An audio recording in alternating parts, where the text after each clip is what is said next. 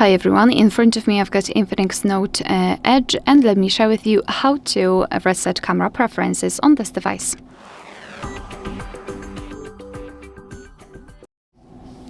So let's begin with opening the camera app. And currently we are in the standard photo mode. The mode doesn't really matter because the reset option is in general settings. Before we will go there, I'd like to draw your attention to those grid lines. I've applied them before I've started the recording because I'd like to show you a visual evidence that the reset option will work, so they should disappear after resetting.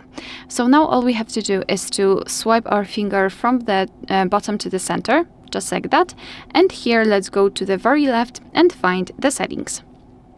Here we have to scroll all the way down and find Restore Default Settings and tap on Restore.